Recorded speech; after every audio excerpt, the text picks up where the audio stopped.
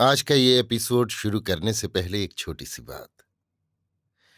क्या आप भी अपना पॉडकास्ट बनाने की सोच रहे हैं? तो एंकर ट्राई कीजिए। ये पॉडकास्ट बनाने का सबसे आसान तरीका है। नंबर एक, ये फ्री है। नंबर दो, इसमें कई सारे ऐसे टूल्स हैं जो आपको अपने फोन और कंप्यूटर पर रिकॉर्ड और एडिट करने की फैसिलिटी देते हैं। नंबर तीन, आप अपने पॉडकास्ट को डिस्ट्रीब्यूट भी कर सकते हैं, जिससे इसे स्पॉटिफाई और दूसरे प्लेटफॉर्म पर सुना जा सके। तो डाउनलोड कीजिए फ्री एंकर ऐप या विजिट कीजिए anchor.fm पर अपना पॉडकास्ट स्टार्ट करने के लिए। ये तो थी एक छोटी सी जानकारी, और अब शुरू करते हैं एपिसोड का सिलसिला।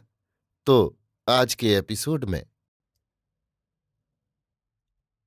लीजिए सुनिए अयोध्या सिंह उपाध्याय हरिऔध के लिखे उपन्यास अधखिला फूल की दूसरी पंखुड़ी, मेरी यानी समीर गोस्वामी की आवाज में।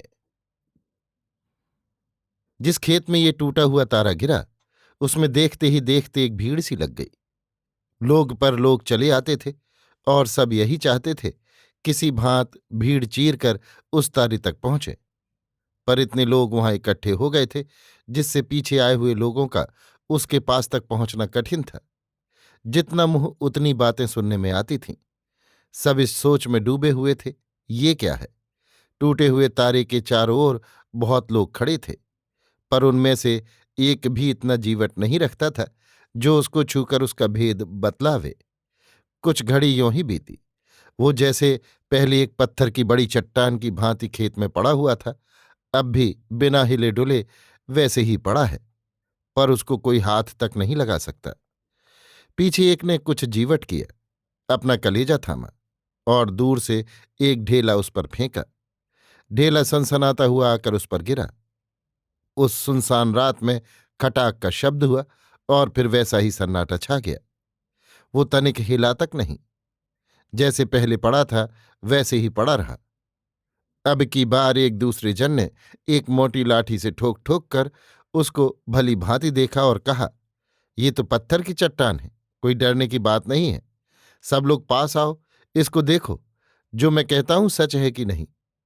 धीरे धीरे छड़ी और हाथों से टटोल कर सब लोगों ने इस दूसरे जन की बात मानी। पर अब ये सोचा जाने लगा, आकाश से इतनी बड़ी पत्थर की चट्टान क्यों कर गिरी। लोग ये सोच रहे थे।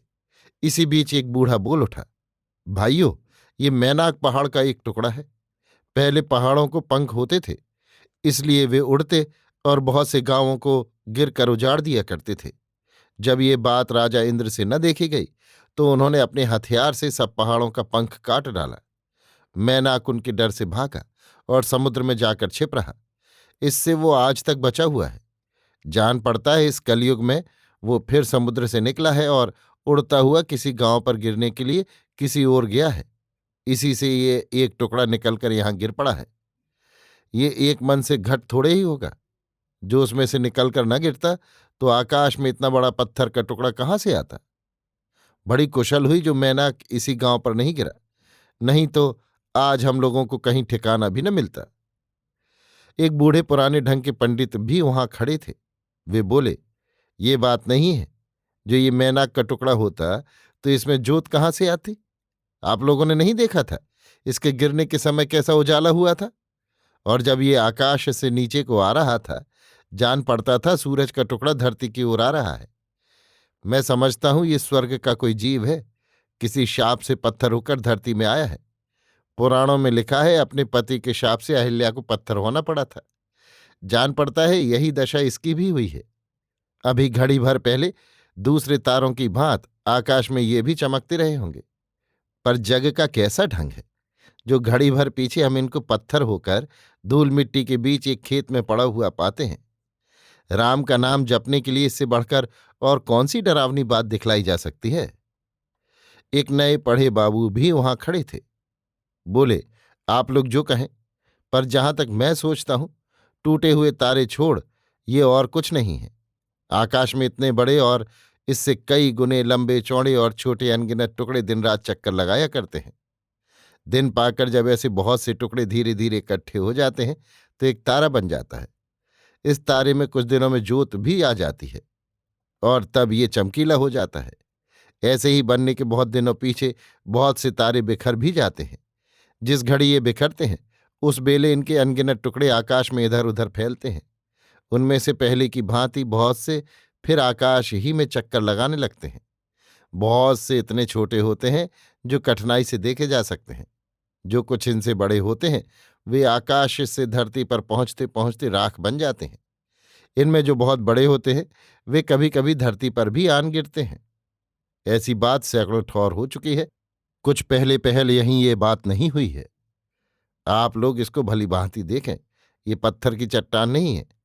जिन सब वस्तुओं से हमारी ये धरती बनी है वे ही सब वस्तुएं इसमें भी हैं। ये सब बातें हो ही रही थीं। इसी बीच पूर्व ओर से बहुत बड़ा धक्का आया जिससे सामने के सब लोगों के पांव उखड़ गए और एक लड़का धड़ाम से उसी टूटे हुए तारे के ऊपर गिर पड़ा। गिरते ही उसके सिर में बहुत चोट आई। सिर फूट गया, लहू बहने लगा और वो अचेत हो गया। ये देखकर सब लोग घबरा उठे और फिर जितने मुंह उतनी बातें सुनी जाने लगीं।